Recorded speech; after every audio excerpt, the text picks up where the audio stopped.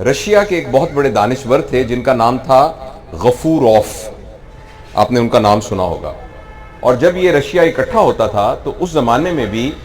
ان کا جو ملک تھا اس کا نام تھا داغستان. تو داغستان کے وہ ایک مسلمان ریاست تھی، وہ داغستان کے نہیں بلکہ پورے رشیا کے بہت بڑے عالم تھے اور بہت بڑے فلسفر تھے اور لوگ ان سے آ کے مشورہ کرتے تھے. تو جب رشیا میں بہت سارے مسائل شروع ہوئے تو ایک گروہ ان کے پاس آیا، انہوں نے کہا آپ اتنے بڑے دانشور ہیں، یہ جتنے فیکٹری اونر ہیں انہوں نے مزدوروں کا استحصال شروع کر دیا ہے،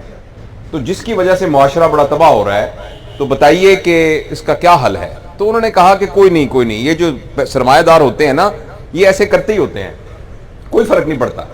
کچھ عرصے کے بعد وہ پھر آئے کہ جی یہ جو مزدور ہیں انہوں نے اپنی یونینز بنا لی ہیں اور یہ اب کام نہیں کرتے اور یہ جو ہے بالکل آؤٹ آف کنٹرول ہو گئے ہیں، تو کیا کریں. انہوں نے کہا نہیں فکر نہ کریں، وہ غریب آدمی ہیں، وہ تھوڑا سا کرتے ہیں، وہ اپنے حقوق کے لیے سارے شور مچاتے ہیں، اس سے معاشرے کو کچھ نہیں ہوتا. اسی طرح سرکاری ملازموں کے بارے میں بات کی، تمام طبقات کے بارے میں آہستہ آہستہ لوگ بات کرتے رہے،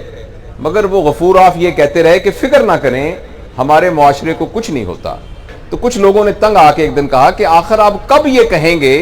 کہ معاشرہ تباہ ہو رہا ہے جب سب لوگ تباہ ہو رہے ہیں. تو انہوں نے کہا کہ جب تک ایک پرائمری اسکول کا ٹیچر کرپٹ نہیں ہے اور جب تک ایک استاد ایمانداری سے پڑھا رہا ہے اس وقت معاشرے کو کچھ نہیں ہوتا. اسی طریقے سے میں نے یہ سنا کہ جب جرمنی بالکل تباہ ہو گیا تھا تو اس وقت کسی نے یہ کہا جو ان کا بڑا تھا کہ صرف یہ دیکھو کہ کیا ہمارے استاد موجود ہیں کہ نہیں. تو انہوں نے کہا جی استاد تو موجود ہیں. اس نے کہا فکر نہ کریں، اب قوم دوبارہ کھڑی ہو جائے گی، اگر استاد موجود ہوں گے تو وہ قوم دوبارہ کھڑی ہو جائے گی. تو بہت ہی مبارکباد آپ سب لوگوں کو، یہ جو 1990 کے میٹرک کے اسٹوڈنٹ ہیں آپ تمام حضرات، یہ آپ نے کوئی معمولی کام نہیں کیا، یہ ایک حیرت انگیز تقدس والا کام آپ نے کیا، برکت والا کام کیا کہ اپنے بڑوں کو بلایا، ان کے پیروں کو ہاتھ لگایا، ان کے گھٹنوں کو ہاتھ لگایا، ان کا شکریہ ادا کیا، اور آپ سب نے یہ بتایا کہ ہم جو کچھ بھی ہیں وہ آپ کی وجہ سے ہیں. تو بہت ہی مبارک والی بات ہے، اور بہت ہی، اور جیسے سر نے بھی اپنی گفتگو میں فرمایا تھا، اور یہ وہ روایات ہیں جو کہ معاشروں کو زندہ رکھتی ہیں. بہت عرصے تک میرا یہ خیال تھا کہ تعلیم کی کمی ہے، اس وجہ سے ہم ترقی نہیں کر رہے.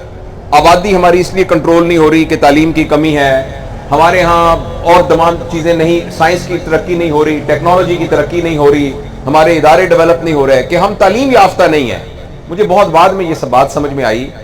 کہ اگر آپ کسی بہت تعلیم یافتہ شخص کی تربیت نہ کریں تو وہ معاشرے کا سب سے خطرناک آدمی ہے، کیونکہ اس کے پاس وہ ساری سکلز موجود ہیں جس کے ذریعے وہ معاشرے کو ایکسپلائٹ کر سکتا ہے اور تباہ کر سکتا ہے. تعلیم کے علاوہ جو سب سے اہم چیز ہے وہ تربیت ہے. جب تک ہم تربیت نہیں کرتے، ہماری یہ میڈیکل ایجوکیشن میں بھی اور جنرل ایجوکیشن میں بھی یہ کہا جاتا تھا کہ ایجوکیشن کا مطلب ہے نالج، پھر پتہ لگا نہیں نالج کے علاوہ سکل، پھر پتہ چلا نہیں سکل نہیں، ساتھ ایٹیٹیوڈ بھی، یعنی علم بھی، کوئی ہنر بھی اور رویہ بھی. لیکن یہ بہت ابھی ریسنٹلی یہ بات پتہ چلی ہے کہ اگر ان تینوں کے بعد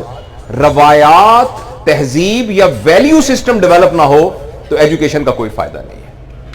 ایجوکیشن کا فائدہ اسی وقت ہے جب اس کے ساتھ ایک ویلیو سسٹم، اقدار ڈیولپ ہو، تہذیب ڈیولپ ہو،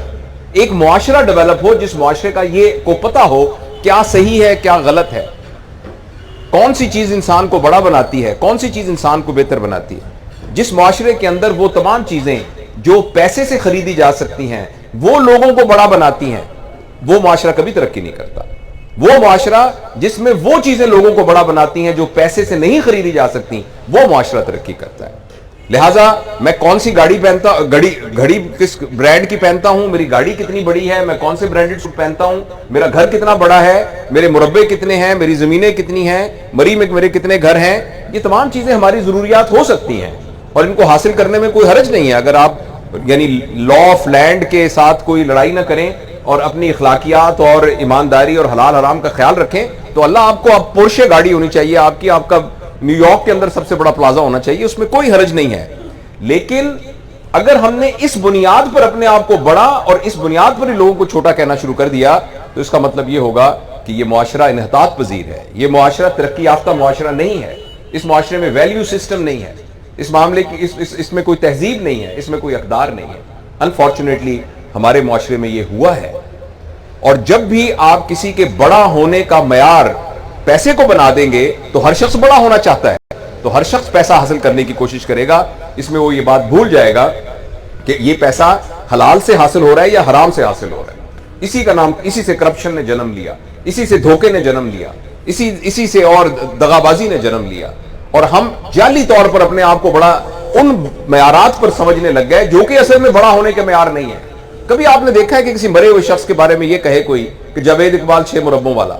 جاوید اقبال جو راڈو گھڑی پہنتا تھا، جاوید اقبال جس کی جو ہے پجارو گاڑی تھی، کبھی سنا ہے کسی کو یہ کہتے ہوئے؟ ہاں ایسے آپ نے بہت سنے ہوں گے، فلاں بندہ جو ایماندار تھا، فلاں بندہ جو نیک تھا، فلاں آدمی جو لوگوں کی کیئر کرتا تھا، فلاں آدمی جو دیندار تھا، فلاں آدمی جو سچا تھا۔ تو اس لیے بڑے ہونے کا جو معیار ہے